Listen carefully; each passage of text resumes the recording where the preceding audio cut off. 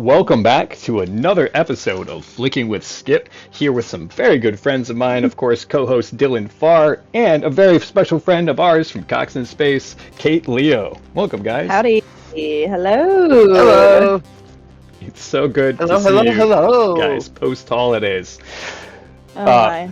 Yes. Tonight we're going to be doing something completely different than normal. Generally, Dylan and I will go down our nostalgic past and find movies that we love. And we're spinning off a little bit different in a different direction today as Cait's joining us. And we're looking at a director that she loves, Billy Wilder.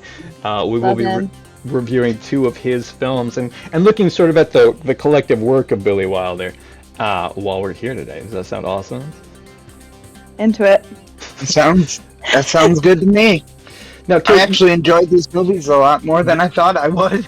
Yeah, he's brilliant. They are very fun. We're going to be looking at Kiss Me Stupid and Sunset Boulevard, one of his lowest ranked films and one of his highest ranked films, which I figured that'd give us a good scope. But before we do that, Cait, so you say you love Billy. You think that he's a brilliant director. What is it that you love about this guy? All of his movies have kind of like a similar what do I even like charm. Okay. Is the right word, I think. And I just love writers that are like that. Like that have that like Neil Simon type like kind of there's this chemistry between the characters that even in something like Kiss Me Stupid, which was stunning in its own way. In its own way, yeah. In many ways. But it's built on the characters, just like in Neil Simon. I would agree with you there. Yeah, absolutely. Those events don't occur in a generic time or place. They're all very specifically about who they are. Yeah, I can see that. Okay. Coen Brothers-y a little bit. Like people, they're like these normal-ish people get themselves into zany situations because they're desperate. Like in Some Like It Hot, where the guys just need a music gig, so they dress like women to join the women's band. As women, I was going to mention that as one of the openings. 1959. It's got an 8.2 on the IMDb. Marilyn Monroe, Tony Curtis, and Jack Lemmon. If you haven't seen Some Like It Hot, so fun. One of my, I didn't know it was one of the funniest movies of all time. I would give you that. Like, and gives you and really gives you like. It's such an interesting conversation starter as well, bringing it into a 2025 context. I have not seen the musical. There is a musical that I've not seen. Okay. But for a movie from the late 50s about two men dressing as women, it really holds up. Like, it really shouldn't. Yeah, actually, basically, I was realizing that it has the same plot as White Chicks, right? Like, it's a Wayans Brothers movies, yeah, sort of. Wayans Brothers, yes. Yeah. It's the Wayans Brothers meets the Coen Brothers. I would give you that, yeah, they're a little bit more believable. I don't think any Damon or, I forget Sean Wayans, but the Wayans Brothers, they don't try to be believable, and when they do, you know, like that, yeah, they go for wacky. When they do, they make Scream instead, and nobody knows that it's actually a joke instead of the Scary Movies, which is more known for being zany and wacky, right? Right. Yeah. But yeah, no, it's a very fun movie because Jack Lemmon and Tony Curtis are in drag for most of it, and then they're also having romantic interests that they run into. Marilyn Monroe being one of them. Right. Which is just it does hold up. I would go watch that today because it is. One of the things I like about Billy's like filmography is that if you look at a lot of the ones, especially the ones that are still well known, their plots still really do hold up. I mean, there's a difference in technology as far as no one's using a cell phone. And there's, the cinematography, there's a lot of black and white films or early color that you see from him. The soundtracks aren't the same, but you can still watch them and you get invested in, I think because of what you're saying, these characters that exist in these films where you know who they are and you understand their plight, and so you're on board with it. Right. And he makes movies about so many different kinds of people as well, I think. Yeah, that's very true. Like just the two that we're talking about today, we look at the heart of Hollywood, aging stars in Sunset Boulevard, the struggle of a writer. And then the opposite one is in a little spit town, that in the middle of nowhere on a off the beaten track from Las Vegas is where we meet all these characters, and they're struggling for the top.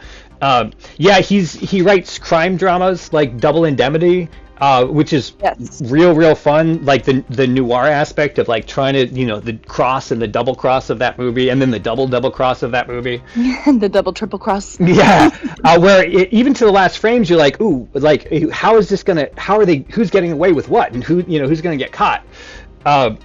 But then also like really goofy movies like The 7-Year Itch, 1955, with Marilyn Monroe, who's just called the girl, and a guy who's like basically like harassing her the entire time because he's been in a marriage for a little bit too long. Yeah, he's horny because at that time they keep their beds separate. Cool. So that's good point, and also like the situations that they're put in, right? Like you couldn't say that he's taking one character, although he uses a lot of the same actors. Jack Lemmon is pretty common in his. Marilyn Monroe shows up a couple of times. Audrey Hepburn does a couple of movies with him, but they're always doing different roles. Yes.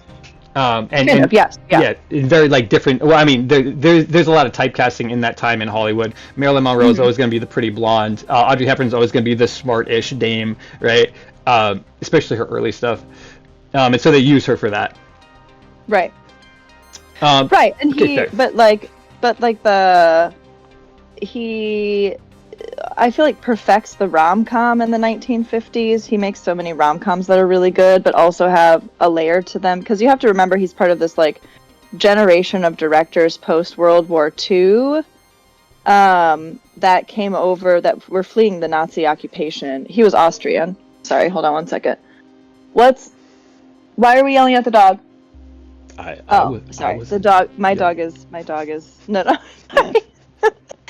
We moved some cats in with my dog, and he's chasing the cat. He's chasing the cats. Okay. Fair enough. I was like, why are we yelling at the dog? Okay. That's your boy, your baby. Yeah. Yeah. Well, exactly. He is my baby. Everybody can second to it. Yeah. But Billy Wilder was a part of this generation of like Jewish artists that fled Europe as the Nazis were taking over. Interesting. And so that informs a lot of his like dark humor, I think. And some of the backstories or the B stories that are happening during his more romantic comedies and things that he produces, writes, and directs usually. Yeah, generally, and that's what I was really respecting about him too. Is it's very few movies that I saw that he didn't have a hand in the script, and he didn't have he wasn't actually he was the director behind it. It wasn't based on his story, and so you like when you see such a wide variety of stories coming from him, you have to really respect that he's capable of turning out stories like this. Do you have examples of the like kind of the B stories that is informed by his heritage? I'm not thinking of any that come into mind. And now I'm trying to. So there's a movie. If you have his like IMDb up, of it's starring Marlene Dietrich. It's called A Foreign Affair, I think. Okay. Hold on. See, I'm looking. I'm also pulling it up for you right now. Yeah. With Dietrich, you said. Yeah, Marlene Dietrich is in it. I think it's called A Foreign Affair. And like Berlin, 1948. A bombed out Berlin is like the backdrop of this film. Jean Arthur's the other name you might recognize from it. Okay. And there's a really good, I don't know, have you ever heard of the YouTube channel Be Kind Rewind? Interesting. I know the movie. I did not realize. Yeah, it's probably not related. Yeah. Well. It's not related to the movie at all. No. Yeah. The movie is like the comedy. Is that where it's like John Cusack in that or something? I don't remember. And Jack Black, I believe they're in a video Jack Black. store. Okay. Yeah. No, it was Jack Black and Mos Def. Most Def. Okay, right. Okay, Which I always confuse with John Cusack also. Yeah. Well, no, good. Like, he's our fact checker. We need Holy crap! No, I Holy think crap. in my head I was like conflating High Fidelity or something. Anyway. That is, because it's about a record store versus a VHS store. Right. Very similar setup, and also had some similar movements to it, as far as the plot goes. Anyway. It was He's an uncredited writer on the original Ocean's 11. Yes, from and also 1960. the original Casino Royale, which is a goofy James Bond film, apparently. Yeah. Which I was surprised on both of those. So goofy. So you're saying that, and I'm looking at his the earlier stuff in the 30s and 40s. There's definitely, it seems like he's doing more like heartfelt types of films, less of the zany comedies that one of the ones that we're going to view, or that he's even more well known for, I think. Right. Well, yeah, and this A Foreign Affair is a rom-com, but has the backdrop of like Germany recovering post-war. Oh, wow, okay. Like post-war Berlin, because he loved Berlin. He came up in Berlin. And so, anyway, the reason why I brought up Be Kind Rewind, there's an amazing video essay done by that YouTube channel about this film, so I don't want to like step on her toes. Okay. But we will link it below for people who want to. For sure. That. It's very, very well done, and I have never seen A Foreign Affair, but the reason why I know about it is because of this podcast. Excuse me. YouTube channel. And anyway, it's just to say that I feel like sometimes you look at a filmmaker like Billy Wilder and you remember him for the comedies like Some Like It Hot or 7 Year Itch or whatever, Sabrina, and you don't think about other things necessarily. But even Sunset Boulevard, which we're going to talk about, is a much darker movie than a lot of his other more lighthearted comedies. Well, yeah, and that's the thing. Yeah, for that era, like, you know, it doesn't seem like it's gonna be a noir, but yeah, that the whole concept of it. But yeah, I mean, let's just call out Billy Wilder. He's credited as being a writer on 84 films, which is nothing to sneeze at, especially at that time, because they're working in film. And they have to actually light things. There's no CG. There's no like skirting your budget. You know, I mean, they're actually casting people. Right. There's, you know, practical props and everything. And he starts. It looks like in America, 1933, and then is pretty influential for until the mid 60s, somewhere thereabouts. He kind of falls off. It's in that Kiss Me Stupid is one of the ones that you see kind of the dip, and then after that he kind of drops off, and then starts to remake some films and stuff like that. He gets called in as an expert as a consultant for his the stories that he wrote. But he has a good like 25 or 30 year run in Hollywood.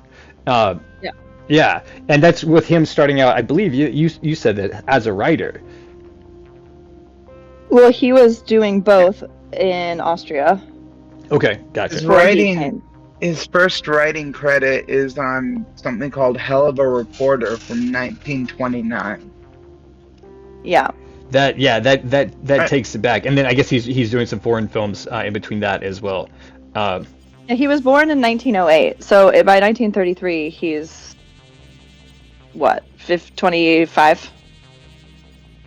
Right? You asked me to do math while I was talking. Yeah, I'm sorry. That's not a skill that I have, unfortunately. He was 25 when he fled Austria. Gotcha. Okay. So a man in his mid-20s comes and he's doing film and there, and then so he's in his 50s and 60s by the time he's where I said, I'm going to quote myself here, he's falling off, but obviously he's in his 60s, so more or less probably retiring. Yeah. Right.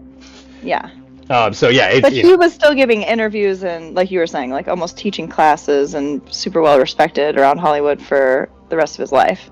Because did he die in 2001? Is somebody looking at his like 2002 is what it 2002. says. Cool. 2002. Okay. Yeah. Yeah. So March 27th, 2002. You said he's born in 1908. Yep. Yeah. So he's almost 100. Yeah, he's almost 100 years old. Yeah, he's 4 years shy of 100 years old when he finally passes. Yeah. That's a very influential career. Absolutely. Sorry, fact check again. I apologize. It says he died at the age of 95. There you go. Yeah. And no apology necessary there for the fact check. If we don't fact check it here on the air, then I have to go back and edit and be like, actually, it's 1970, whatever, you know.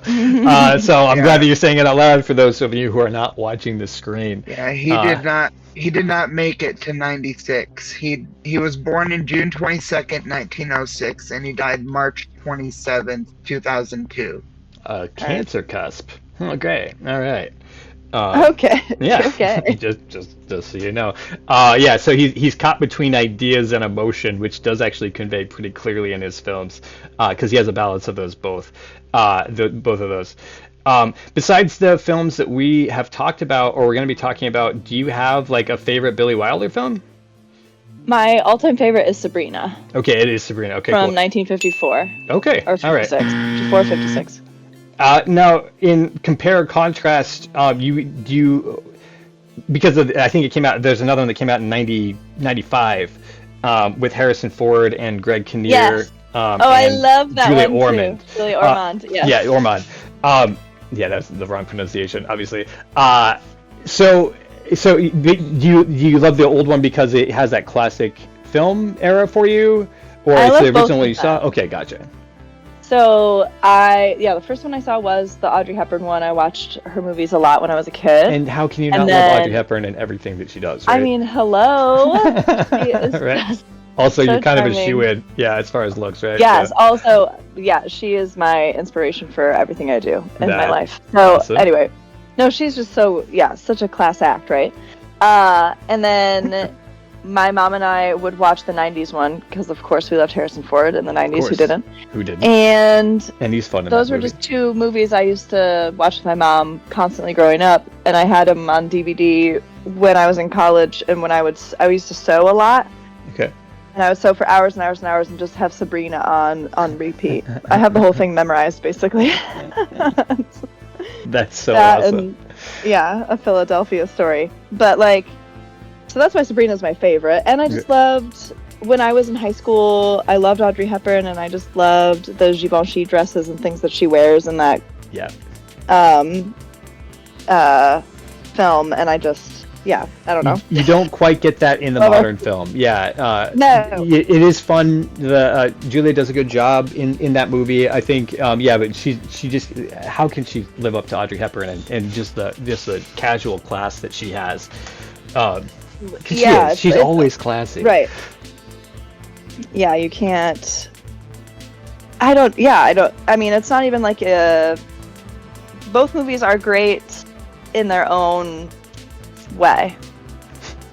100%. Every time think. we talk about Sabrina, or every time Sabrina comes up, my mom always mentions what she's like. I can't believe that Audrey Hepburn would ever fall for Humphrey Bogart, where Stop it. she He can was understand. charming. Yeah, falling for William Harrison Holt, Ford. obviously. But yeah, Well, falling for Harrison Ford over Greg Kinnear, sure, but Greg Kinnear is so stinking cute in that one too. Like he is a little. you can't cute. help but be charmed. I sat on the glasses. It's still one of my favorite I lines. The update in the 90s one, the mom is the one in charge of the business, and the woman Elizabeth that he's marrying, that David's character is marrying, is a pediatrician, and so all the women become more, second wave feminism, post second wave women's lib. Nice. Ladies, I think. Well, 90s and women's empowerment, there. absolutely, to show that Right. they can be more than what the roles they were assigned in the 50s. And the pretty faces that are just pawn in men's games, basically. Yeah, 100%. And that, okay, that's awesome. So we have an understanding. Now, Dylan, how familiar were you with this director Billy Wilder, before we got into before you watched these two movies? These are actually my first two Billy Wilder movies I've Really? ever So seen. you've never seen any of his other Oh. films? Okay. So what was your impression Never. of? I actually really enjoyed it. I found the characters really likable. Nice. Well, I did like Zelda. Yeah. I will be honest, Zelda from Kiss Me Stupid. Kiss Me Yes. Stupid. She was Super cute, very She fun was- character. And a like, firecracker. my heart was all aflutter. My heart was all aflutter for her. She's very And beautiful. it's really funny because I was looking up who the actress was. Mhm. Yeah. Felicia Farr. Married to Farr. Jack Lemmon for Wait, ever. she has the same last name as you? Is that what you're saying? Yes, I am. Oh, that's hilarious. I did look it up, but I did not even. It didn't even sink in. That's funny. hilarious. I'm like, So you that may just makes me crack up. It's just hilarious. that is pretty I hope hilarious. to God she's not part of my family. Oh well, now you know why the attraction is there, right? I just, of course, apparently she was in the original 310 to Yuma. Yeah, yeah. I saw that too when I was looking her up earlier. Really? Yeah. Okay. Yeah. So I love 310 to Yuma. The I've remake? seen both of them. Oh, there's okay. Gotcha. That is awesome. Yeah, I would definitely watch more with her because she definitely. I guess we could roll into the review of Kiss Me Stupid. Let's talk about Kiss Me Stupid. I cannot hold back. There's so many things I want to talk about with this movie. But yeah, she holds up against the other. There's really strong characters in this film. And she holds her own in it, along with Polly the Pistol, who's played by Kim Novak. Yeah, and I think that what you were saying about Billy Wilder's characters is that they have a sort of reality to them. They're in a situation, and they believe it, right? Even if it's zany. Mm-hmm. Yeah. So this is the perfect. This film really made me think Coen Brothers, because it was just like they were trying to sell a song, and of course Dean Martin is just floating through town that day. Right. And of course there's a belly button bar. Like what the? It's called the belly button. Yeah, exactly.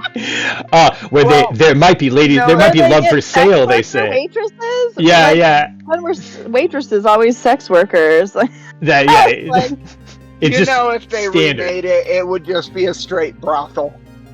Or a strip club. Yeah. It should just be a strip club. Exactly. Strip club could have made more sense. Yeah. But then a 60s audience wouldn't have respected Polly if she was a stripper. But a waitress, we can get away with that. So she works. She does have a fantastic backstory too about how she got there. She fell in love with the man. She followed him out there, and then he abandoned her.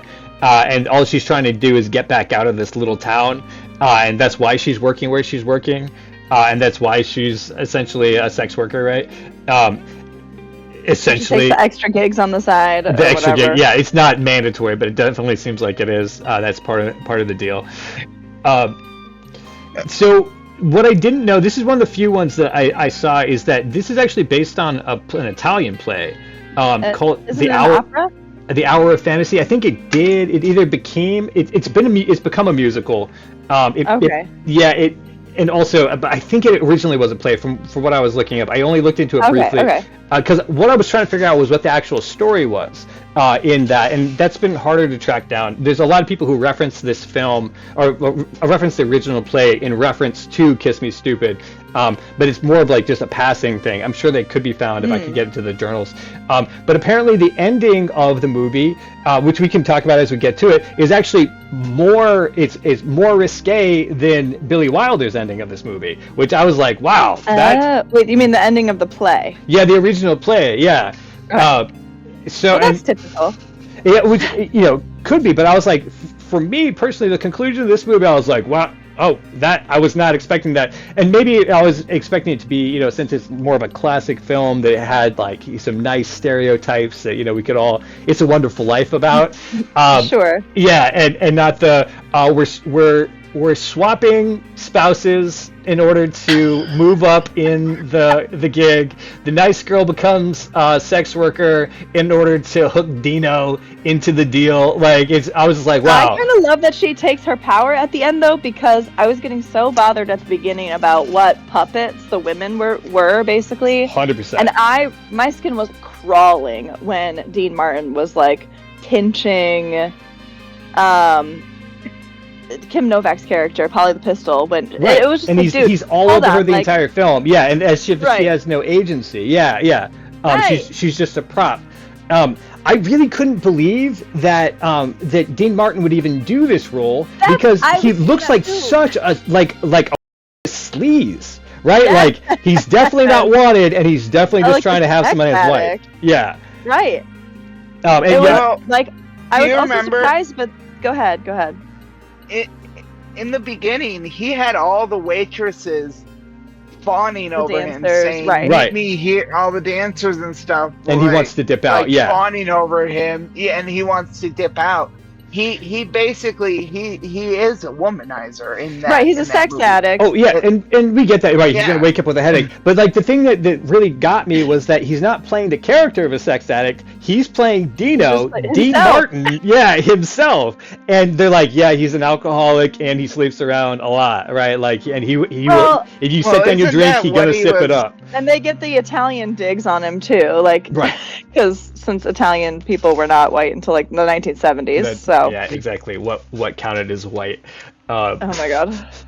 And neither were the Irish. Yeah, right. Yeah, like there's. Well, they were the '60s. Sorry, they were the '60s. That was when the Kennedys got elected. What was it? A reporter once said, "Now that JFK is president, the Irish are almost white." Oh my god. Right, like as if the Irish weren't the most white people on the planet. Oh, no offense, Irish people, but you know it. You can't even look at sunlight without it burning you. I'm one of them. Are you part of the Irish clan? Yeah. Part of the clan. Yeah. Okay. So that threw me. Where I was like, wow, I mean, I would have at least asked for the character to be renamed, even if it was completely based on me. You know what I mean? Right, something. Because, right, like, I was so, like, that was one of my questions. I have not seen a lot of movies that Dean Martin has been in. Like, I've seen clips of his TV show. I've seen a lot of he always plays himself. Singing and, yeah. And all the Rat Pack guys except for Frank Sinatra just play themselves in all their movies. Right. Just like Elvis or whatever. Mm-hmm. And or not Elvis. Anyway, it doesn't matter. Now my brain went on another path. But I was like, does he always play like a sex-crazed maniac? Is that something that Dean Martin typically does? See, that's the case is no, generally no. Like I've seen a handful of his films. I can't say that I'm a Dean Martin fan or, like I know all of his filmography. But the ones that I've seen, like he's generally himself, but like a clean version of himself or like a nice guy or the hero. Like this would really set him up to be like he's downright villainous. Yeah, he's like a sleaze bag. Yeah. And obviously, Ray Walston is throwing his pretend wife at it. Guys, let me back up real quick, just so the people who haven't watched the movie. So this movie wraps around. Dean Martin is, he's coming to Vegas to go to L.A. He gets diverted into this small town. There's these two songwriters who want to sell their song. They find an opportunity. Yeah, into Climax, Nevada, and there's these two songwriters who just want to be discovered, and so they go to great lengths to get Dean Martin's attention to his songs, and that's switching out. To push the fuel pump. Yeah, to push his Ray Walston's wife at Dean Martin so that he'll stay and listen to their songs. And then Ray is so jealous that he can't have his actual wife do it, so they hire this sex worker to come in who is played by Kim Novak. And Kim Novak actually just wants to be a housewife, and so they get into the role. And then there's all sorts of complications from there. But that's essentially the setup in case anyone was trying to wait, what's this about? How's it going? Why is Dean Martin? Yeah, why is he trying to waitress? Yeah, and how is that? The Italian digs. Ray Walston, of course, is the gardener from The Next Generation. If anyone's trying to place him in modern cinema. The interesting thing to me too with this movie, why I wasn't like, oh my god, this is just sexist bullshit, is because a lot of the male characters also have no agency. There. So like the husband Spooner, he just like the whole time listened to his dumb friend and was like, you made me do it. Right. Like everybody was, Dean Martin's like, I'm a sex addict, so my body's making me do this. I'll have a headache in the morning if I don't fuck your wife. Right. Based off of her measurements that I see on her dress form, where she clearly makes her own lingerie from or whatever. Yeah, exactly. And just like fun bit. But I felt like this film had all the hallmarks of a typical zany like Billy Wilder film. So it was still charming. Right, but yeah, that was it really, like the lack of agency. Although it does have a Coen Brothers sense to it too. Like once you get caught up in a situation, the characters can only be who they are in that situation, right? The dude wants to abide, but the rug's literally being pulled out from underneath him. So he's put into these greater situations. So that's fair. I see where that's going. Yeah, Ray Walston is not believable in his jealousy, but it's the one note. And he has to play it with everybody, and that for me, the first part of that like cracked me up because he was going after like a 14-year-old kid. He's going after the milkman. Right. He's going after the dentist.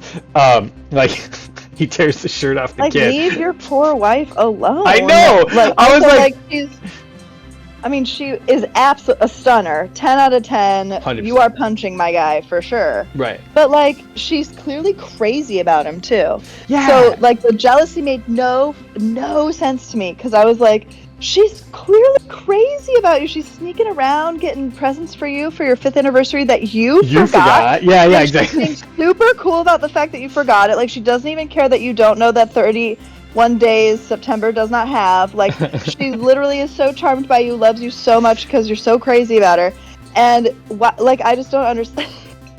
I don't know. The scene where in the shower she like slapped Dean Martin's ass unwittingly. Right. And I was like, what a cute relationship she has with this Mr. Spooner.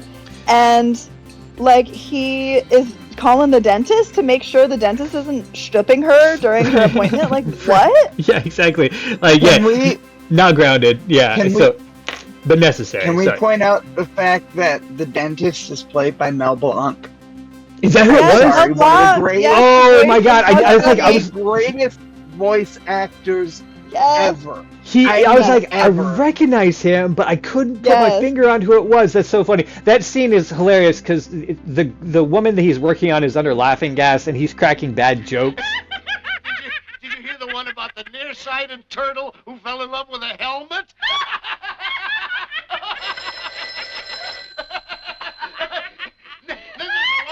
About the nearsighted snake who proposed to a piece of rope. Yeah, like that's the sort of like goofy charm. I think you're talking about it, like a Billy Wilder film. Like it's just this zaniness. That's a perfect example. That's a perfect example of like a hallmark of his films. Like the people can't stop laughing. Like perfect. That actually shows up in Sunset Boulevard too. It's so out of place. I couldn't figure out why he was doing it. But okay, I got you. That makes sense. Yeah, so and also everybody in Climax, Nevada seems to at least be on friendly terms with each other and know each other. Like this town is maybe 400 people, maybe. Like they go down like the main strip and it's just like there's nothing there. Like the downtown area is just like very very tiny.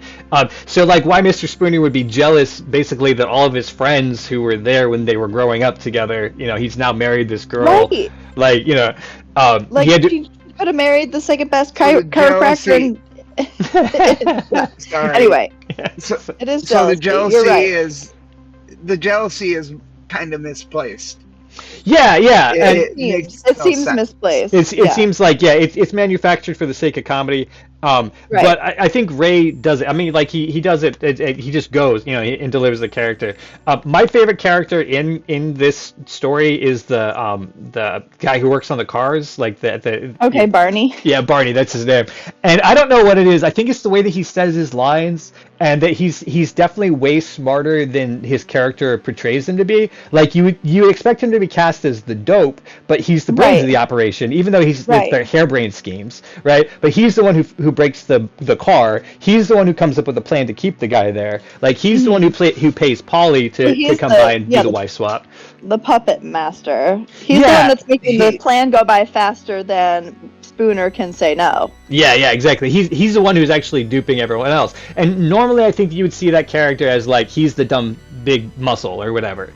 Right. But then also he's the one who brings about the conclusion of the movie, right? Like he's the one who sets him up to make these things happen. Like he gets him in the right place at the right time when they're headed to the divorce lawyer and all that. Right. So that for me, like I was like, yeah. So I guess he's the only one in the movie with agency. Like he's making everybody else dance for him. It seems like, and it makes me want to know more about the play, because to me that reads like like some of a lot of the zaniness in the play reads as Italian opera to me. Oh, interesting. Would you say? Okay. Sorry. Would Or a lot you of say zaniness that in the movie. he's? Sorry. Sorry. I wanted to ask. Would you say he's more responsible for our main character sleeping with Polly Pistol? Wait. Oh, that's right. Go ahead. Okay. Yeah, well, he is responsible. He's I think he's one. If you could point to anyone who's responsible for anything in this story and everything in this story, it would be him. Yeah, 100%. I paused because I can't quite put my finger on whether or not they slept together, or if they had sex together, or if they were sleeping in the same bed together. I think everybody had sex. I think everybody had sex. That's kind of the idea. That was what I got the implication See, of. and that's what is implied in the movie too. But then I was thinking about the character of Spooner, right? And I was like the only thing that would make him do that is him believing that she's his wife. But I guess you're right. When he's like, "It's time to go to bed, Miss Spooner," like he's already he's committed to the bit. So of course he's going to celebrate his anniversary with Polly the Pistol. Well, and they can't be overt about it because the Hays Code is still happening in Hollywood until 1968. The Hays Code being... What is the Hays Code? Thank you. So, the Hays Code is like the motion picture production code, and it put limitations on what could and could not be in American films from about 1934. It was sometime in the 30s. I think it's 34, and then it was replaced in 68. So this is it banned profane. This is why there are no curse words, no nudity, no overt references to sex, no references to birth control, no references to pregnancy in films for 40 years. Interesting. Okay, gotcha. That's why we get that squeaky clean feeling of the classic films, even though there's a lot of crime going on. We have these sex romps of this era. Right. But if you watch something pre-Hays Code, early 30s or even silent films, you see a lot of nudity in silent films. And you see a lot of suggested nudity and sexual content in the early 30s. There's a Clark Gable movie called Red Dust, where he brings this sopping wet woman out of the jungle into this hotel, and her dress is see-through. I mean, she's they're both in see-through clothing, and he carries her into a bedroom, and I was like, what year is this? This is your grandma's classic film, and actually... I was like, what the hell is this? When I watched that. So it was just the Hays Code was such a weird... Because then after 1968, you have movies come out like Bonnie and Clyde and The Godfather and all of this, especially violent films. Okay, yeah. Spark off at the late 60s into the 70s. That makes sense, yeah. So Billy Wilder was working within the confines of the Hays Code, and he still made sex romps, like Kiss Me Stupid. And you know that they're fucking, even though it's during a time in Hollywood where you could not say that shit at all. Right. Yeah, we know that Dean Martin and Mrs. Spooner hook up in Polly's trailer. She gets paid for it, of course, because he's he's a sex worker. But $500 is crazy. Yeah, in what 1950s money, $500. Yeah, because I think in Sunset Boulevard he says that he owes $350 or $400 on his car as a payment. Right. So the amount of money that he just gave her, crazy money. Well, Polly bought a whole car. Yeah, she would have bought a whole car with it. Oh, that's right. Yeah, it's marked as $395 or something on the windshield. It was enough for her to get a car and get that trailer out of there. Yeah. Dylan. Well, you're good. The two guys that set this whole thing up, Mr. Spooner and his friend, were only going to pay Polly $25. $25. Yeah, $25. Nice. as the context, what that is. Although, still, apparently that's good money because she takes it. It's enough for her to take the night off. It's enough for her to be cold be damned. I don't need to wait tables tonight. While we're on Polly, I just want to call out how much I love her accent in this movie. I don't know what it is. I think it's just so silly. To me, she was doing a Marilyn Monroe impression. Is that what it? Oh, she's doing the That's vapid, what I feel like she was doing girl. Okay. The whole time. Yes. And this is after Marilyn Monroe has died. Gotcha. So I feel like she was doing this oh, ever so, like, type thing, which is weird for Kim Novak because it's not how she talks. It's totally not. She's Marilyn obviously Monroe doing a does that voice in every movie. Right, yeah. Yeah. Because she was known for that. And I guess you're leaning towards that it was probably supposed to be Marilyn Monroe in this movie, or if she was alive, Billy would have cast her as that role. I wouldn't have been surprised. Yeah, she's a hooker with a heart of gold character, right. And Marilyn Monroe played those characters all the time. Great character. Yes.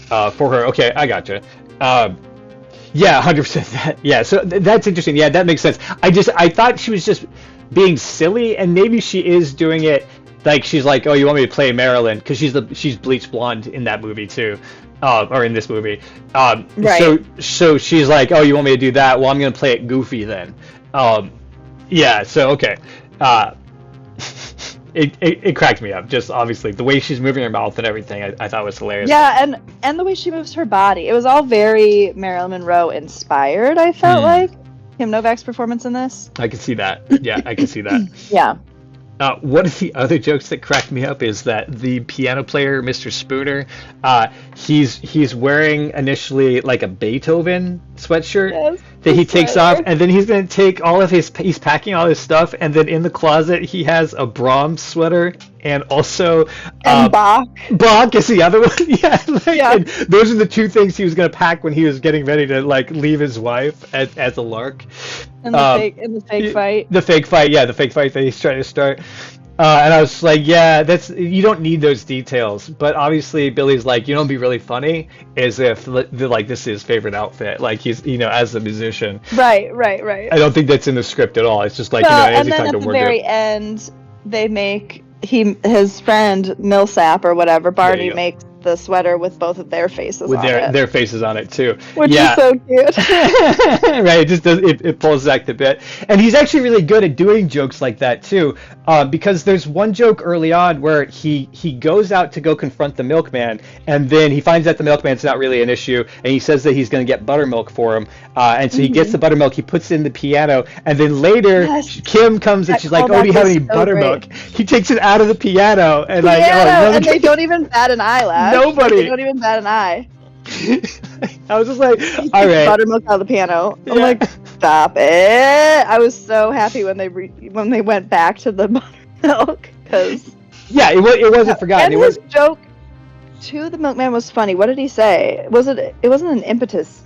What was it? The last line he says to the milkman, which is so awkward, and he like knows it's awkward. He like acknowledges how awkward he just was.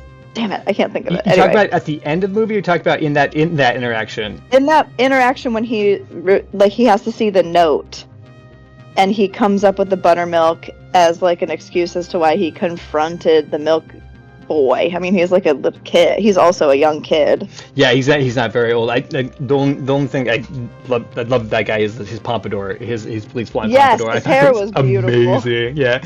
Gorgeous Johnny Bravo pompadour. I can't remember specifically what it is. I'm looking like I could. I can't remember. He like makes like it's none of your and then he overshares. It's like he overshares both times. The time he yells at him at first, and then the time he yells at him when Felicia Farr hasn't come home yet. Mrs. Spooner hasn't come home yet. When she's teaching him a lesson before she threatens the divorce and stuff. Is it the joke about his lazy colon? The lazy colon. The lazy colon joke. Yes, the buttermilk was good for his lazy colon. I literally died. His lazy colon, same. I was like, I mean, I guess you're right, but like, why? Like, why would he say that? Of course, his wife isn't attracted to him when he's talking about his lazy colon. Lazy colon. What? So maybe that's where the jealousy comes from. Is he realizes he should not have bagged this girl at all. Like he does not up to the caliber that he believes that she is or whatever. And so that sort of thing. I know, but yeah, that definitely a funny bit. Yes. But then he overshares with the milkman again later. So he like tells him about his lazy colon and then overshares about their relationship later. And I was like, dude, get it together. He's he says he plays a good goober. I mean, I really do Ray Walston for playing like he just can't get his shit together, and just he's the guy always on the outs, and he does a really good job in this too because he always just seems to be trying to play catch up to everything, even when he's in on the scheme, like he just kind of loses the thread. He like, okay, I've got Dean in the arms of my pretend wife, and then he gets jealous again that even his pretend wife must be protected. Yes. These Hollywood types coming in and taking I was like, bro, it's not even your actual wife. And this is what you want. Even like psychosis from drinking too much. The whole bottle. Like literally your harebrained scheme is working out. And you're running back in to ruin it. Like, what are you doing? And even, Kim Novak's character is like, no, what are you doing? It's literally happening. Right. She's like, get out of here. Yeah. Right. Fun bit. There's another visual gag that's like really subtle that I didn't catch for most of the film. But she was getting ready for bed. She was trying to like seduce Ray to begin with because it's their anniversary. They're gonna sleep together in the middle of the afternoon. So she showers and she gets in her pajamas, and then she leaves the house and goes to her mom's house in her pajamas, and then is wearing pajamas the rest of the movie up to the point that like she meets Dean Martin in Polly's trailer. And just like she's still wearing pajamas. Yeah, so like the part where I was like, oh, this like I get the joke now. She's drinking alone in the bar in her pajamas. Yes. Well, but the pajamas were these like this fancy robe that looked like a tailored dress, basically, which makes me I just love that style so much that you could literally leave the house in your pajamas, and like viewers from a Today audience would look at that and be like, she's dressed. Yeah, exactly. It wasn't Cookie Monster on it, right? Or whatever. Right. It's not like she's not wearing her Crocs outside. Sweatshirt on right now. Yeah, like I am dogging on people who wear Crocs. That is a thing you should be ashamed of. You should. Yeah, if you're not wearing them as boat shoes, what are you doing? What are you doing? So, I should call out Cait, of course, is a high school teacher. So she's seen both the Cookie Monster pajamas and the Crocs, probably. Every day, on the daily. And you're like, guys, do you want to get dressed to maybe come to school? We don't get dressed to go to school. Right? No. I guess. Not anymore. And my mom would never. No, exactly. I don't need to throw the commentary that I was going to throw. We can keep going with the review of the movie. Yeah. Kids these days, basically, is what you can take away that, and as long as you're shaking your fist at the same time. How did you know? It's required. Yeah, to say kids these days, and my lawn. The fact that Polly decided to go along with it to help Ray because she's playing the wife role and she kind of loves him, right? Like in that role, she sees that he is a really nice guy. She fell for him. She does. Sorry, I'm not trying to talk over anyone. You are more than welcome. You're especially as co-host of the show. Jump it. She even asked him. She purposely starts playing the song that he wrote for his wife. He had her play, his wife's song. Yeah. And she had him play it for her, like. Well, and it was actually really adorable. Yeah, she's laying her head on his shoulder and like listening as if the words were to her, right? Yeah. Right. She's like setting the table and knows how to decorate it properly. And I love the scene where she's like, "So how did you fall in love with me, or where did we meet?" And then it was just so cute. She's like, "Wow, you must have really liked me." I mean, her. I mean, me. It was like, ah. Yeah, and that's that. Yeah. And this is the kind of the flaw of this movie for me, is that I loved Polly's character so much that I really wanted her story more than I wanted this like weird sex comedy. I guess it's not so much because the people do consent. Well, obviously, like Polly, she's agreed to it because she's being employed, and she's getting caught in it. It's the same thing with Mrs. Spooner. Like she gets paid, although she's also a fan, so she's getting her fantasy, satisfied. I do love that. Yeah, which is fun. I fun, love that for her. fun. Yeah, for her, right? Like she got Since a free since pass. her husband did this whole ruse or whatever, not so that he can buy her nice things like Yeah. Barney is saying, but so he can be a famous songwriter. Yeah. And so, like, I'm That- glad that she gets hers with Dean Martin. That's the part that really like it sets me off. I'm like, so we're watching Casting Couch, the comedy, right? Essentially, like if you've got assets that you can throw at a famous person, that it's going to turn out well for you in the end. And I was like, oh, slippery slope, morality wise. I mean, that's, you're looking at the why Me Too as a movement exists is because this is kind of a mentality. That he's propping up, right? Like, Right. of course, we're famous people. We should have whatever we want to, and people will just, give us their wives because they should. It's just crazy. Yeah, exactly. And so that's why I was like, man, like Polly, the fact that she fell in love and was abandoned by the hula hoop salesman. She's now stuck in this place that she doesn't want to, and she's using her brains and selling her assets, unfortunately. Like, she's working as a waitress, but also she can make the additional money. Well, I was just like, man, I just want to see like what makes her tick, because she does fall in love with Ray in a very short order because he's such a nice guy, because he is so sincere, right? With his one shortfall that he listens to too much to his friend. Right. He's a manicurist. Did you forget she's a manicurist and what she made? She made. That's right. She's not even a waitress. She can always tell when somebody's kind and when somebody isn't because of the moons on the fingers. And she looked at Dean Martin and she was like, he's got small moons, and he thought. Later she calls out he has no moons. Yeah. Yeah. Yep. Yeah, and so she also. Please she continue. also says Mr. Spooner has big moons. Yes. At the same time, he's doing all this sleazy shit just to get, this song sold. So, I mean, how big could his moons actually be? But to him, he's not doing something sleazy because he's not putting his wife through. So, like, to him, like, his wife is a human being, but this, like, random girl down the street doesn't really matter.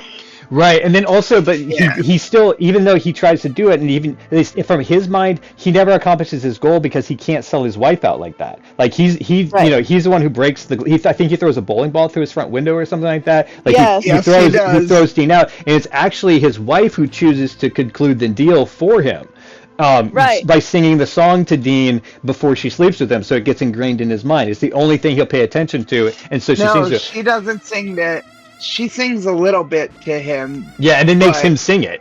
She starts mocking him by saying, "Well, this artist could do better." Well, with it. She's obviously more business savvy, right? Good. Yeah, so she like manipulates the guy into being like, "No, I can do better," and then accepting the song.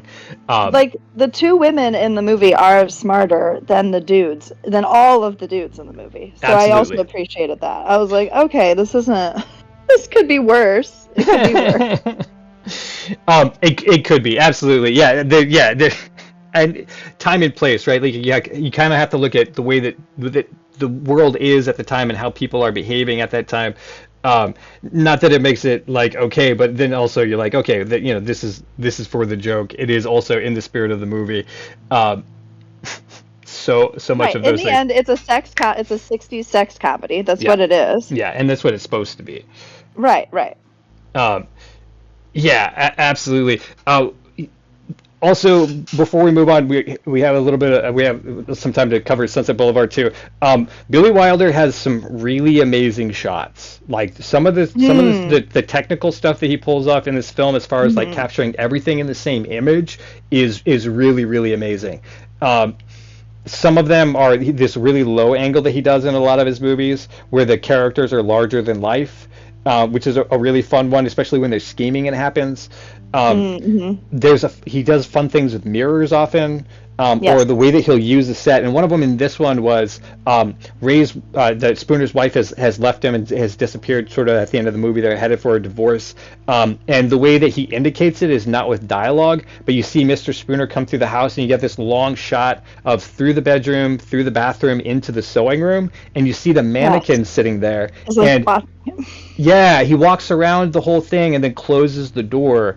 And it's just this incredibly deep shot. And then it tells the whole story of like he's given up. It's over for them. As far as he's concerned, the relationship's over. So yeah, like as a director, that's intentional, right? That didn't just happen. Mm-hmm. Can I say one of my favorite shots though was when they were towing Dean Martin in the car? Like he was towing backwards down the road. Oh yeah, because he's actually because the fuel injector or whatever was disconnected from down the street. And the other thing I wanted to bring up, one of my favorite scenes was when he told him go into the follow him into the bathroom and just keep singing the song. That was crazy to just humming the song. Humming the song, and then he follows him into the women's bathroom too.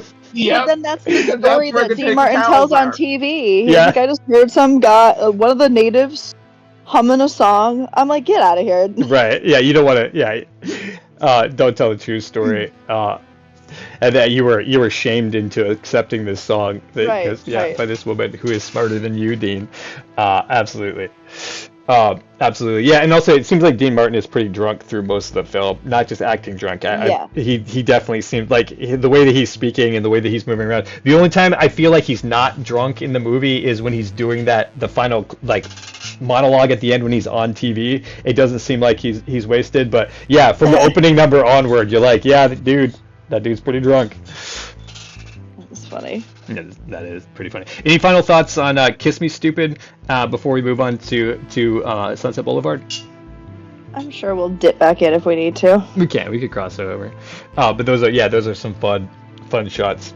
They don't get divorced in the end. In fact, it turns out, Dean's song is played and they're suddenly famous for that one song. So yeah, there's a happy ending. The final line, of course, is very much like a Billy Wilder film. It's this like really climactic final line. Kiss Me Stupid is the final line, and zooms in on her face. And it zooms in right on her lips. Yeah, that punch zoom. Fun times. All right, so Sunset Boulevard. It's 1950, so a little bit earlier. 8.4 is what it gets as far as an IMDb score. And just to give this some sort of context, we did a Tarantino review, and his best film, I think, is I think it's like a Batman movie that's a 9.1, but everything else is kind of hitting in like 7s and like mid 8s. So Sunset Boulevard is matching up to say, wow, I just totally confused Tarantino and Christopher Nolan. I apologize. I was gonna say you're like, wait, didn't do a Batman movie. Wait a second. No, he hasn't done one yet. No, I'm just playing. No, I'm sorry. I am so sorry. We did those back to back. They were spiraling. I was like, wait, that was Tim Burton, and then I was like trying to go through all the Batman directors. I was like, wait a second. You guys are really nice and polite for not chomping on me immediately. So thank you guys for putting up with me being an idiot. What character did Samuel L. Jackson play? Well, he is the Batman, obviously. Yes, obviously. Yeah, that's the most appropriate casting. Yeah, for Tarantino. Say Bat again. Yes. So. Hey, Bat again. Now that I've derailed it, Christopher Nolan's Batman Begins is 9.1. But yeah, Tarantino only ranks up in like his highest ranking film is, I think, is an 8.1 or an 8.2, something like that. Really? Yeah. Okay, so, I don't usually look at the IMDb rankings. So an 8.4, because to me I was like, Sunset Boulevard should be higher. It's like cinematic royalty. Like. I would agree with that. And I think that this one reflects that. I think that 8.4 really does reflect that. We reviewed Coneheads not too long ago, a couple of weeks ago, which only had a 5.5. Just again to give it some context, yeah. Right. So and the only reason Rob Schneider was not in it was because he was doing Demolition Man. Demolition Man, which ranks higher than Coneheads apparently. Yeah. Rob Schneider, yeah. And yeah, I mean, it really shows. And then if you look at like his other high-ranking films, I mean, I called him out a little bit, but like he has The Apartment from 1960 with Jack Lemmon and Shirley MacLaine at 8.3. Double Indemnity, which we referenced, 1944, 8.3. But that has Barbara Stanwyck in it, if you guys are interested. Some Like It Hot. Yeah, it's also, it's such a great film. Some Like It Hot is an 8.2. And Sabrina is the one that dips past that 8 with a 7.6. But obviously we know that that's a great film, and a 7.6 is very high for IMDb. I generally look at those scores only because it's like the average of people who just watch films in general. You're not looking at experts or snobs. It's not. Right. It's kind of like the tomato meter, which is how the audience liked it, and that's generally based off of a very popular vote at the time. But IMDb kind of gives you that like overall. So royalty on that, it looks like this, 8.4. Okay. So yeah, I mean, and it holds up. This to me is a really fantastic movie. Just a quick summary of the plot: a writer is in hard times. He's behind on his rent. He's behind on his payments. He can't get work because they're not taking his stories. They're kind of like hack. He gets a flat tire and ends up going to this abandoned mansion, which seems like it's haunted. And then you find out that it is haunted in a kind of a way because this old starlet's living there. And she has this idea that she's going to be making a comeback if she can only get a good writer and attention. And then she kind of like traps the writer in this web where he becomes her gigolo and then becomes everything to her. That's kind of their setup. I don't believe he got a flat tire. I believe he was chased. He was chased by the debt collectors because they threatened that fireworks was going to happen. Yeah, and his tire blows out is why he ends up pulling into the. It does? Okay. Yeah, it's a matter. Yeah. It's okay. It's but he ends up at the house. There's some really great foreshadowing in the movie. It starts off, of course, with the writer floating in the pool and narrating the movie, and then also the first night he's there, there's rats eating in the pool. And she also says at another time that she's going to fill up the pool for him. And so, like, this is a Billy Wilder script. It's written by him. It's not adapted from something else. He has some co-writers who help him write it. But I feel like this is for him, like, what we see, like, how good he really is at putting these stories together. Yeah. Well, and I always love, like, a mysterious film with, like, a film noir that reveals the end at the beginning. But in a way, you didn't expect it. Unravel it. Right, but then you have to unravel it the whole film. Like, you're like, how is he going to end up dead in the pool? Especially because it's this, like, frail old woman that not even frail old woman. She's not frail or old. She's 50. She's 50 years old. But, like, back then, Right. Well, they call her a middle-aged woman. And I was looking at her and being like, she don't look that old. And then maybe it's because, like, I'm in my 40s and I'm like, yeah, that's not actually that old. Like, barely visible wrinkles. Yeah, like no gray hair. She's able to move around fairly easily. She's standing upright. All those things. I'm like, yeah, that lady's not old. But I still feel like she reads almost 70. If you think about, like, her lifestyle compared, if you're trying to think of, like, compared to today, like, her the way that she's treated is like she's 70 instead of like she's 50. 100%. Because now, like, Sex and the City is coming out with 50-year-olds starring in it, so that's what I'm kind of like considering. Yeah, but then also you have to understand, right? Like, the context is that Cecil DeMille, is that the name of the first name of that director? Cecil B. DeMille. Yeah, Cecil B. DeMille. Yeah, so he comments that he saw her when she was in her teenage years. And so, like, she has, 40 years or something like that. Like, a long time has passed. Like, there's a whole era of film that's changed. And that's kind of one of the elements of this film, is that she was of the silent era, and now they've moved into talkies. They've become very common. And so, like, her big complaint is that present-day talkies have been around for 30 years by 1950, or 20 years by 1950. And he calls that out. He's like, the movie industry has changed since you were last here. And so she is kind of like, regardless of her age, she's a fossil. She's a old technology, as Yeah, I actually felt really bad for her. Same. Yeah, you're supposed to. Really sad. I The felt dead really chimpanzee sad. stuff is crazy. Yeah, and also there's another the symbolic thing in the film is that he's like just another dead ape when he comes in, and he basically becomes her new monkey. And so you Right. understand like how it's going to work out already. The foreshadowing is already there. I think he says something about it like he was like her best friend, and everything was about him. Must be a very special monkey. And then Right. he has a dream about how he's a dancing monkey, and when he wakes up, the song is still playing. And I was like, oh, cool. Like that's, like subtext in films isn't necessary, but it shows that the writer is really paying attention to like the details, like putting little things to like make it richer. Yes, and I feel like Billy Wilder movies, all of them do that. Like the more you watch them, the more like little things you see that are like Easter eggs. 100%. Yeah. And I would agree. And I think that you don't get to see that in Kiss Me Quick or Kiss Me Stupid. It doesn't have that same. It's probably just it's a fast moving comedy, and that's what the goal is. But yeah, like the richness of this really shows. And when I saw that, like after watching Kiss Me Stupid, I was like, oh, okay. All right, I hadn't seen Sunset Boulevard in a while, and I was like, okay, cool. Like, I have respect for him, even if I don't necessarily agree with his mindset about how we should treat people, basically. Sure. Because what you see in the parallel between these two movies, and I feel like you probably see it more, because he does write a lot of noir where people are like against each other, but he's very manipulative. And he like there's people like using each other, and I was like, like that seems like a personal thing for him. But works really well. I think it's very like Hollywood thing though. Like Hollywood is just people leeching off of each other. That would be and that might be the case. Yeah, that he's either in the culture or he's commenting on the culture, right? Right. And so maybe it's not him, or maybe he's just making that comment. I think he's commenting on it. He would know best. I mean, he's writer and director. I mean, he knows from both aspects. Yeah, and producer. And he knows from all the aspects of Hollywood how everyone in the industry would act at that point in time. I mean, and it's necessary in this film. Changed much to this day. Yeah.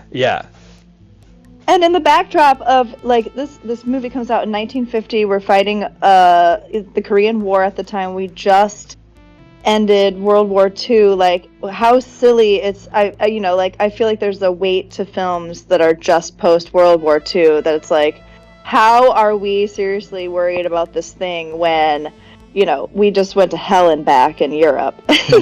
Like right. Well, I feel like isn't there the too?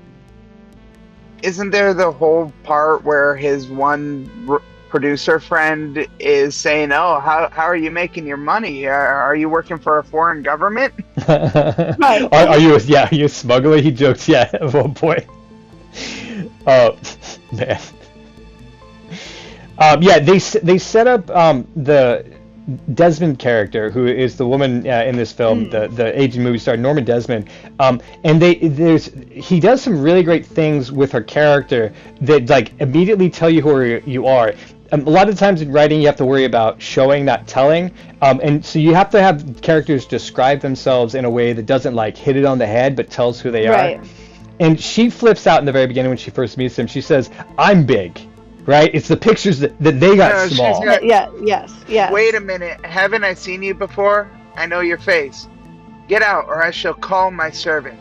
You're Norma Desmond. You used to be in silent pictures. You used to be big. I am big. I am pictures big. that got small. Yeah, Gloria Swanson has the best lines. Like this movie has some great, amazing lines and an amazing opportunity for a woman who was not working anymore. Because, like, women hit 40 or got married and started having kids, and they were just kicked out of the industry constantly. Yeah, 100%. Well, and then I was going to say, not only that, does she have some great lines, that he wrote a really good character for her, but she does a fantastic job playing someone who's manic depressive, and does it believably. There could be a really easy out to play the crazy woman. Right, like that would have been a character that you could have gotten away with. Oh, she's crazy. But the thing is like Dylan said, you're concerned for her. You can't believe that she's being treated like this. That she's in this one place all by herself and she's in this abandoned mansion. She really just wants to live the dream that she was sold that she should have. Right, the respect that she thought that she should have. Yeah, and that takes really good writing, and then also Gloria Swanson, you have to give it to her for her ability to do this character, not just a mad woman. We see, I think, a lot of like '70s films where they're playing crazy, and it gets tiring fairly quickly. I love how like she's trying to act like it's tragic that she's 50. This is one of my favorite lines. Norma, you're a woman of 50. Now grow up. There's nothing tragic about being 50. Not unless you try to be 25. Yeah, when she's trying to get her beauty treatments done. Yeah. 100%. And we've been calling them out. We'll probably call them out more. But there's just so many great lines in this film, which is obviously coming from the writer director to give to these people. They aren't coming up with themselves. Yeah. And also they're punctuated in cool ways. One of the ones, they're watching the silent films together of her era, and she stands up and she says, "I'll be up there again, so help me." And the way that it is she's standing actually in the projector light, with the smoke curling up around her from her cigarette. And I was like, and there's another one of these really low shots to show how big the people are. Which, in the hands of another director, that shot doesn't come off. That doesn't have that same power, but you're just like damn, like it has everything spelling it out visually, the way that she's speaking, and the composition of that shot. So yeah. Now go ahead. Sorry, you said that she got a chance to act. Was she a silent movie star before? Is that how she's known? Gloria Swanson? Yeah.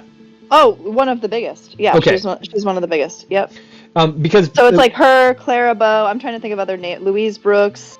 These are like the women who ushered in flapper culture to a wider American audience. Gotcha. Okay. This is like Prohibition era silent film. But Gloria Swanson, I feel like most of them started when they were teenagers. Like Clara Bow was a teenager. They're all Barbara Stanwyck got her start in the Ziegfeld Follies in the 1920s when she was a teenager. So like, Gloria Swanson probably was a teenager in the 1920s when she started. Well, that was when they always found them. I mean, right, because they would do like beauty contests and stuff. Yeah, they're easier to exploit. Also, unfortunately, for the sake of history, let's call it out. But they're always looking for the bright young face, right? All right, here's a little tangent. Look at the little girl from Frankenstein. Which one? Which Frankenstein? Got thrown into the original Frankenstein with Boris Karloff. Okay. That little girl, she was pushed into acting. Her mother was a failed actress. Yeah, that happened to like Natalie Wood. Yeah. It was really sad. Like, she got out of acting as soon as she turned 19. She was just like, I don't like that world. Gotcha. Yeah. That's a very Shirley Temple type of thing as well, where I think that she did probably enjoy dancing and playing characters. But yeah, you can see that the more it went on, and then she quit shortly after she got old enough. Right. Because it was just that world. It's tough. It's tough for adults. It just blows my mind that kids will be thrown into the machine. Also, to try to, and calling from my experience, but also Cait, you were in LA for a long period of time. I was, and people moved their whole moved their whole families out there for like a kid to get a shot. Right. Man, it's talking about a tough business. Yeah, right. I mean, especially for like somebody's growing brain to be like dealing with all that rejection and comparing yourself to all of that. There's one. Yeah, so the kind of the manic depressive makes sense. Not there. Yes, no. So most of these people, I just got done teaching my Prohibition unit at school before winter break, and we do talk a lot about celebrity and stars in that unit, and a lot of those stars were all teenagers, and a lot of them had problems with drinking and drugs and died very young. Right. Yeah, because it is, if I'm not nobody, I'm shit. And so, that's going to take a toll on you. Like, and there's no, I mean, obviously in that time, there's no like healthy coping mechanisms. The parents who are trying to exploit them or use them as a money ticket, they're probably not supporting them in that way. The directors only want to make their shots. There's, of course, the exploitation that's happening everywhere. You have parents like ripping butterfly wings off of butterflies to make their kids cry on cue in the wings of these movies. Right. So it's there's like no child safety laws. Are you kidding me? No. No, I'm not kidding you. I think I don't remember the butterfly wings. That might have been Natalie Wood's mom. Natalie Wood was the star of West Side Story and among like a gazillion other movies, but what was the review I was just watching the other day where the girl's mom came on set and told her that her dog had just died to get her to cry for a scene. Gotcha. Right. So of course, like traumatizing them. Right, like, and I think it was the little girl that's in Meet Me in St. Louis with Judy Garland, who is also a traumatized child star and died at 47. Wasn't Judy Garland like 47 or something? And she looked so old. And it's just like, yeah, anyway. So the exploitation of, that's why I love Sunset Boulevard, because like Gloria Swanson, we're all sitting here in 2025 going, she was only 50, but like she really would have been washed up, used up, right, all of that. Yeah, she's considered old because she's not 12. Right, which, or 16 or 19 yeah. or 22, and then most women would fade out. And with transition to talkies, many, especially women, their voices were thought of as grating and annoying, so that they couldn't make it into the talkies. Well, they weren't trained for transition because she had like a Brooklyn accent she couldn't get rid of. Oh no! People thought it was annoying, so she never transitioned to talkies. Well, that's like Charlie Chaplin never transitioned to the talking films. His voice was not enjoyable, from what I understand. Yeah. Well, yeah, he shows up in The Great Dictator. The Great Dictator. Yeah, and I think that's actually part of it too. Is not only was his voice was it didn't match what people thought he would sound like, but right. He also broke his character for that role. Because the hobo, what's it? The tramp. The tramp is not supposed to. The tramp is all physical comedy. Right. So for him to wear the mustache in protest is quite a statement to be making. Mm-hmm. But yeah, no. There's actually, he describes her in some of the narration. He says that she's still waving proudly to a parade that's long since passed her by. And to me, that was one of those. I was just like, "Wow, that's the type of line that you would get in a novel. That's not a type of a line that you get in a film." No, he's using novel techniques to do it, and the writer is saying it, so more poignant. But yeah, no, it's just clearly spells out who she is. One of the sub-characters in this movie that I don't feel like I've ever heard get a lot of love is Max, the butler, that we find out is also her ex-husband, her first husband, who is also her biggest fan. Right? He drives her everywhere. He writes the letters for her, so she gets fan mail all the time. He plays her movies for her. He makes sure that all the things that are unsafe are out of the house, so that she keeps an eye on her. He's not right. Their money. They have money that's constantly dwindling. They're in a decrepit mansion, and he sticks by her. Like the loyalty of Max as a character, like I was completely astounded by. Like I wasn't expecting to see that in this film. I'd totally forgotten that he even existed. Well, I think it adds to that decaying sense that's happening in that manor house, right? Or that mansion, whatever you want to kind of call it. It's like he's also a part of the decay that just like won't leave her life. Yeah, okay, gotcha. Yeah, take off. Like, well, because he was a former director, right? Yeah. Right. So you think he's also hanging on to her as a star?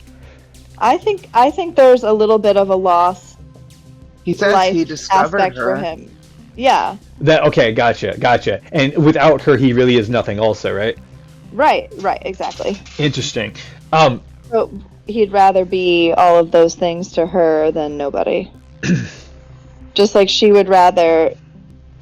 Well, like she's trying to get a part in a movie, rather than sit and enjoy her cushy lifestyle. Yeah, that's interesting, right? Because she could just casually retire. Now, I'm not sure if she is lying or delusional at this point, but she says that she has a lot of money in investments, and that's sort of what's funding those things. So you're right, she really could. I mean, she does seem to have money for the car to get it fixed up, to pay off the the writer's bills, to buy him a bunch of stuff. Right. So yeah, obviously she still has it.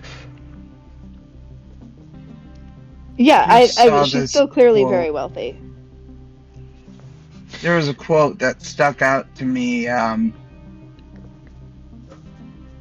was it?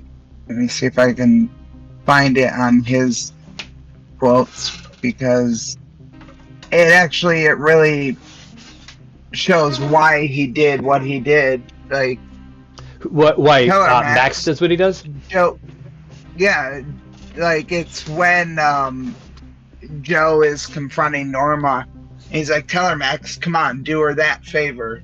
Tell her there isn't going to be any picture. Tell her there are no fan letters other than the ones you write."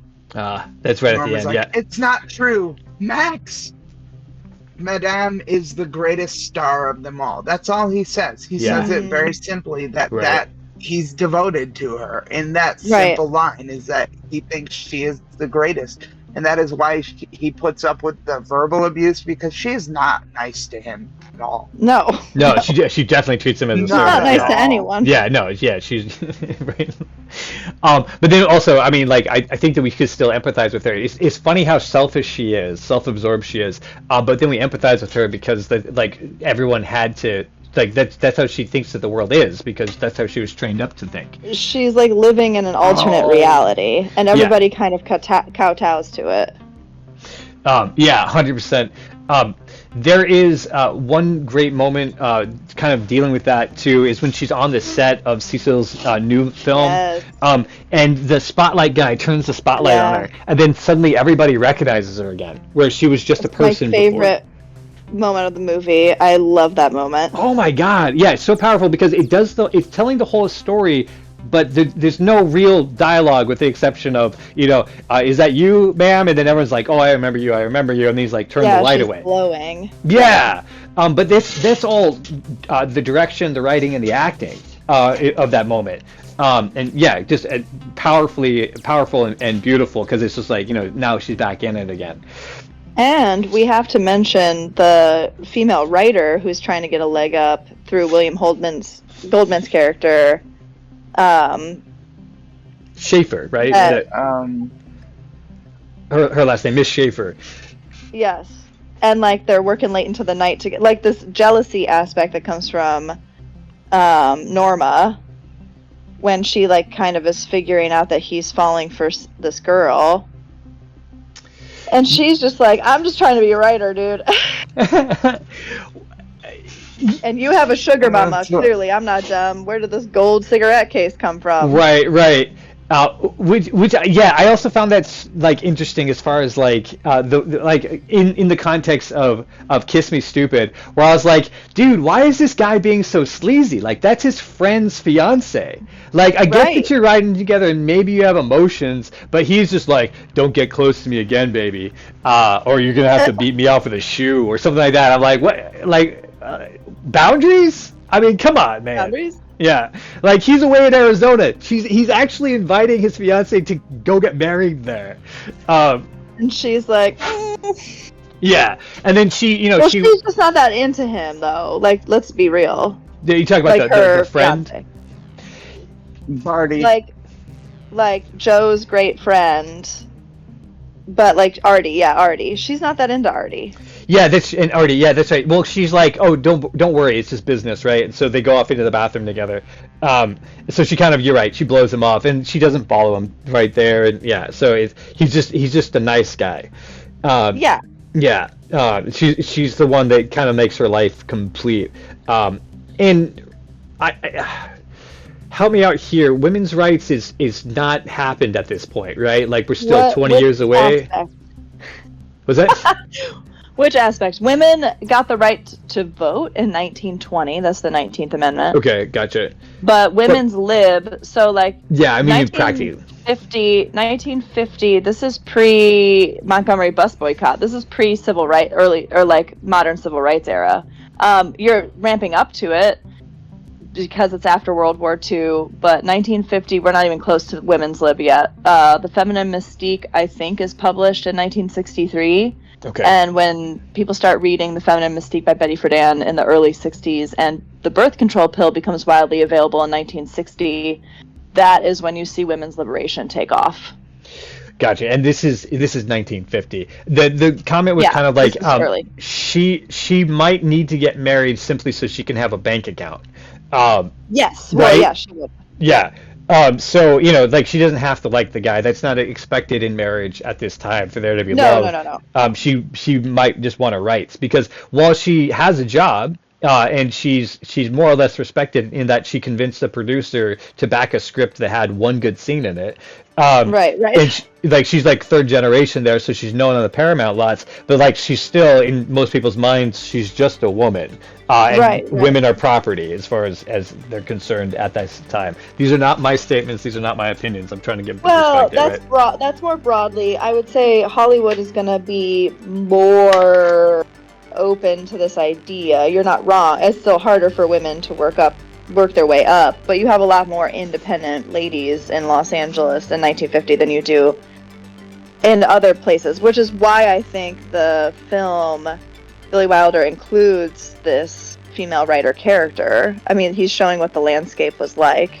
Oh, interesting. Okay, yeah, because she's not independent. She's not independent. You're absolutely correct. Like she's Right. Okay, she's not Like that. my impression is that she has her own apartment and she's like living her own life, before she's getting married to Artie, or they're living together or something. But like, it's clearly not like a Leave It to Beaver situation happening for her. Okay. out in Hollywood. I was painting it This pretty is broad a because I was thinking really about like interesting- the nature of America at that time, kind of the picture of what America should be, Yes. quote unquote. Like you're having this is a very Rockwellian, like Saturday Evening Post cover There you go. description. Yeah. Wall, you're saying Can that. we talk? Yes. Can I ask? One of my favorite scenes was Norma getting jealous, and when she finds out who he's been spending time with, he ends up calling her, and like this dialogue, like that just leads into this. You must forgive me for calling you so late, but I feel it's my duty. It's about Mr. Gillis. You do know Mr. Gillis. Exactly how much do you know about him? Do you know where he lives? Do you know how he lives? Do you know what he lives on? And she's just like, who are you? What do you want? What business is it of yours anyways? Miss Schaefer, I'm trying to do you a favor. I'm trying to spare you a great deal of misery. Of course, you may be too young to even suspect there are men of his sort. I don't know what he's told you, but he does not live with relatives, nor with friends in the usual sense of the word.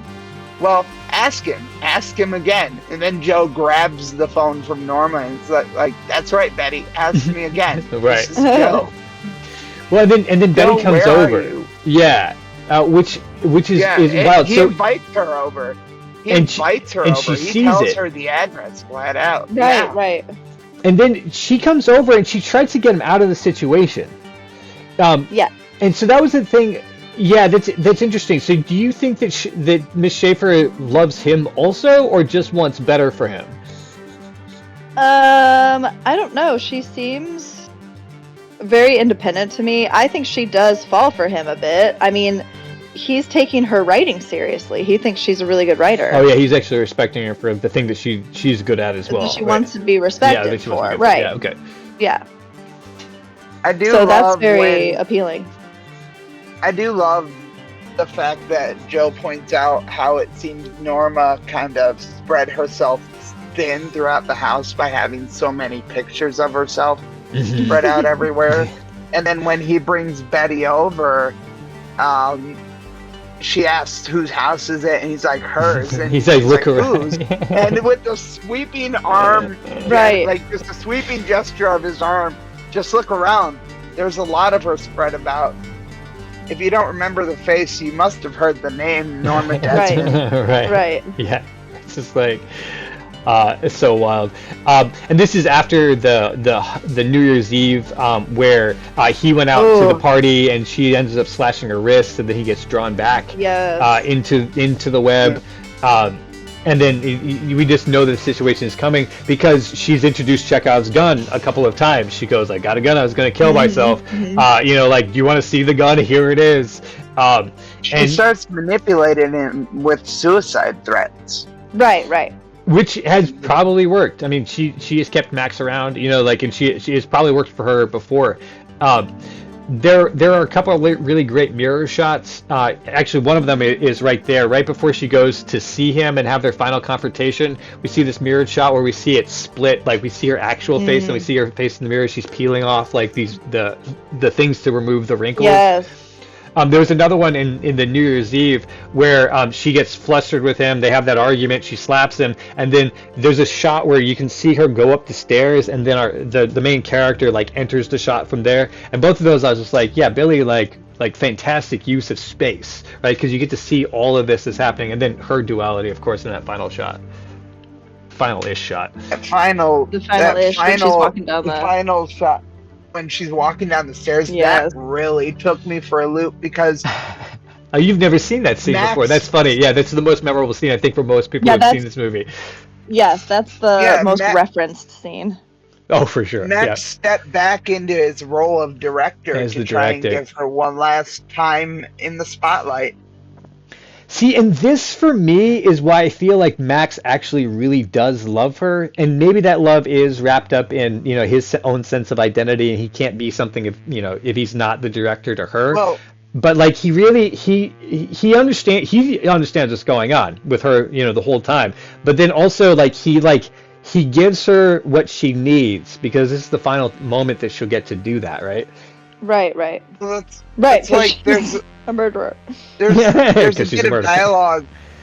There's a bit of dialogue between Joe and Max when he comes back from a writing session. There's a bit he spots Max lurking in the shadows. Joe does, and he's like, "What is it, Max? Want to wash the car, or are you doing a little spying in your off hours? You must be very careful as you cross the patio. Madame may be watching.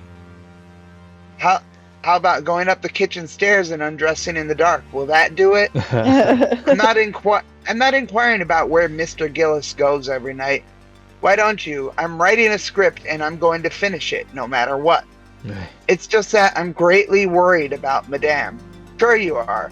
And we're not helping her any, feeding her lies and more lies, getting herself ready for a picture. What happens when she finds out?" And he says, "She never will. That is my job, and it has been for a long time. You must understand. I discovered her when she was 16. I made her a star, and I cannot let her be destroyed." He feels like cannot let her. Oh, that's yeah. He turned her into what she is, and now he's like, "This is a monster I created." Yeah, he's right. That's interesting. So maybe he doesn't love so much as he feels like he is responsible. He's the Dr. Frankenstein of the situation. Right.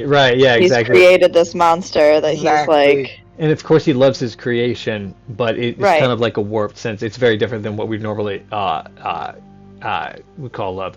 Oh, guys. Oh, geez. We hit the 9 o'clock. We're gonna have to wrap this up in the next couple of minutes. There's a couple lines that Desmond gets to say. Right at the end, she says that no one leaves a star, and that's what makes one a star, because stars are ageless. And I was like, wow, like that.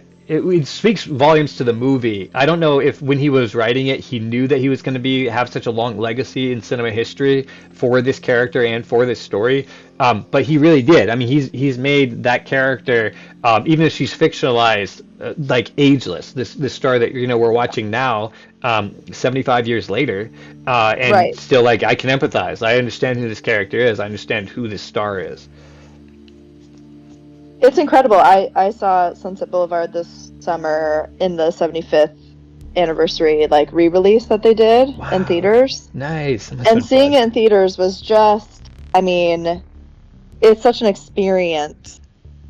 The movie is such an experience, small screen or big screen, but to get to see it on the big screen, to see that cinematography and the film noir kind of aspect of it is so, you really feel the impact Like, it was much creepier, I thought. Like, I thought it was much scarier. I would give you that. The house with a looming around them probably has more of an effect. Yeah, yeah. It really does. Like, the cavernous nature of the house, of the empty pool, of the darkness that you see on a bigger format. Yeah. Like, it was, I mean, just, it's such a good movie. And then also any cinema experience, you know, of the audience that is there to enjoy the film, not be there on their phones or for any other reason. Yeah, that's going to heighten the whole experience as well. Everybody to hear other people laughing, because there are so many witty, fun lines in it amidst in this web of darkness and like lies, you know. So it's just fun to experience. I mean, that's why I like going to the theater, is to hear everybody else laughing or enjoying or reacting to the movie. Yeah, 100%. I mean, you could quietly do that. My dream, I know it's kind of off tangent, but my dream is to one day see Jaws in the theater. Oh, yeah. Yes, Jaws would be great. And to get to see it with an audience who maybe hasn't seen the movie quite as many times, you know, where they're reacting to the shark as well and watching it hold up. Yeah, I got to see John Wick 4 in a packed movie theater, and that was the only reason I went to go see it. It's because I knew that everybody was going to have such a fun time watching it. Right. And we did. It was great. I mean, that movie is fine by itself. The whole series is fine by itself. But yeah, everybody being pumped up about it, absolutely. Yeah, the movie of course ends with the man's death, and then it's sort of the way that the press like spins people's stories after they're dead. One of the lines that stuck out to me though was the guy's still narrating even after he's dead, but he says, well, as they're dragging him out of the pool, he's like, it's funny how gentle people are once you're already dead. And because he's not only talking about himself in that portion, but he's also talking about the lives of film stars and stuff like that. Like once they pass, how they have like you don't treat them so harshly as they were. They have like now like a different way of being. Right.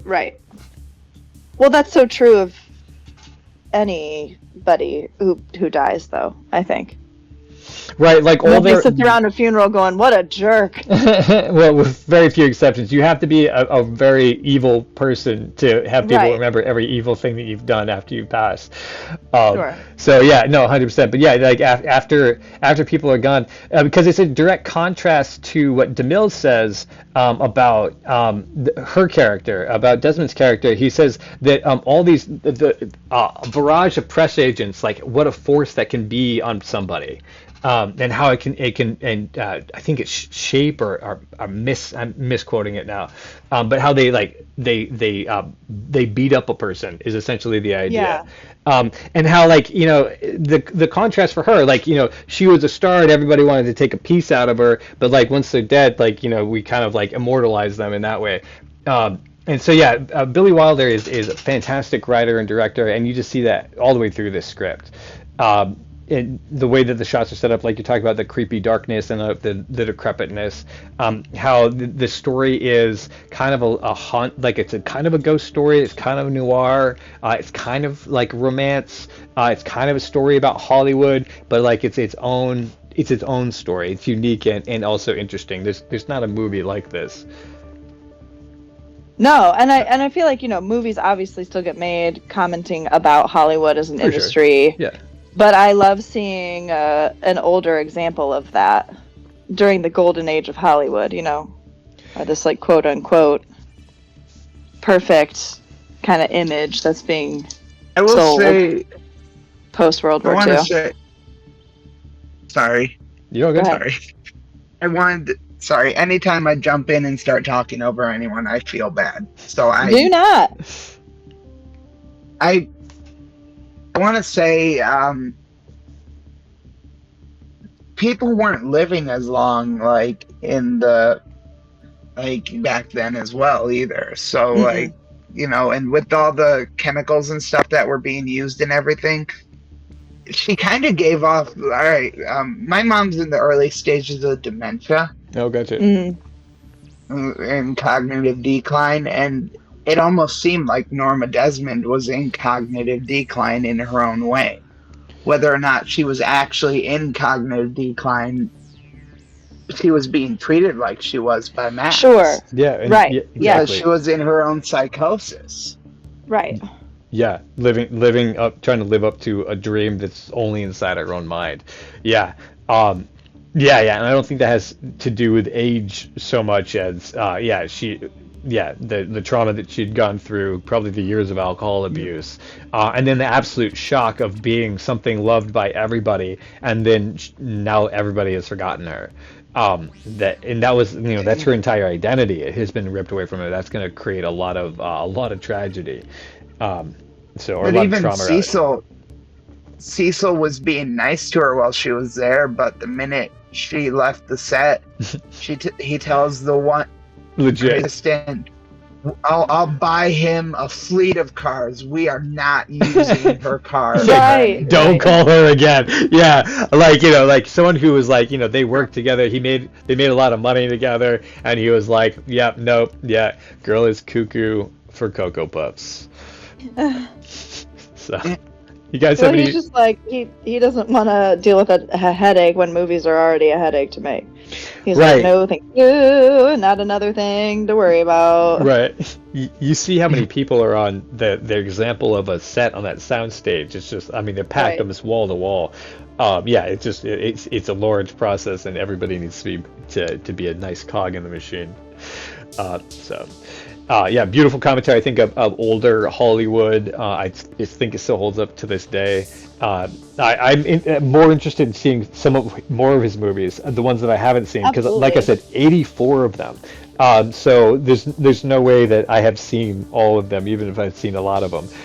So I'm excited to go take a look at that. Do you guys have any final thoughts on Billy Wilder, these films, or film in general?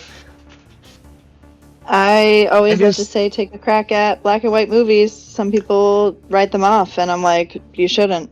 Yeah, they had to do good writing and acting, because their special effects could not sell the movies for them. Their soundtrack could not sell the movies for them, which is what you often see in modern cinema, in my opinion, is that people will sell you a spectacle before they'll sell you the hearts and lives of people. Yeah, story. There you go. Right.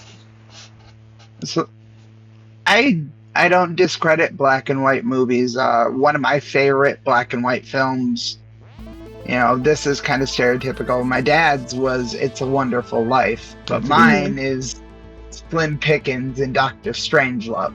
Yes. Dr. Strangelove. How I Learned to Stop Worrying and Love the Bomb. Yep. Which is one of the only Kubrick movies that I actually like, and it's because of Peter Sellers. So maybe we'll review that at one point. But guys, thank you so much for being here with me on Flicking with Skip. We have been looking at Billy Wilder, Kiss Me Stupid, and Sunset Boulevard. We might be looking at some more Billy Wilder movies or some other classic directors and films. So if you like this one, comment below if you'd like us to go in this direction. Thank you, Cait, Leow, for being here with us and taking time out of your holiday schedule and teaching schedule. The stand-up comic Dylan Farr, who is the Autistic Spitfire Comedy. You can find him on all the socials. Cait Leow Music, is that where you can find them now? If I find your socials? CaitLeow Music. I want to say thank you to Cait for suggesting these films. I never would have known of Billy Wilder as a director, so I want to say thank you while we're still on the air. Yeah, you're welcome. Thank you for introducing me to a couple of my new favorite older classic films. Woo woo. Yeah, we would not have stepped out of our own nostalgia zone to look at these films probably without you, Cait, so thank you so much. Well, when we were discussing what we wanted to do, I was like, well, yeah, I mean, I could talk about Nolan, sure, but I feel like if you want to take advantage of what I know. Right, well, that's some classic stuff. Yeah, exactly. We'll be talking more about that if we can fit in the schedule, probably in the summertime when you have more time. But everyone who's listening at home, thank you. Next week. Thank you so much. Next week, there was one I was going to pitch to you, but I think the plan for next week is Kung Fu Hustle. Which I'm excited. Yeah, I'm excited about. It's gonna be a blast. I love that movie. I've watched it so many times. We're gonna talk about all the silly jokes in there, and probably the other movies that he's done too that we can call out. But yeah, if you guys are listening at home, thank you so much for the extended episode that you've caught with us. Like, comment, share of all the things you want to do. Check out more of the stuff that we do. You can check it out coxinspace.com. Cait's an actress there, writing producer there, and we will catch you all later. Bye. Bye.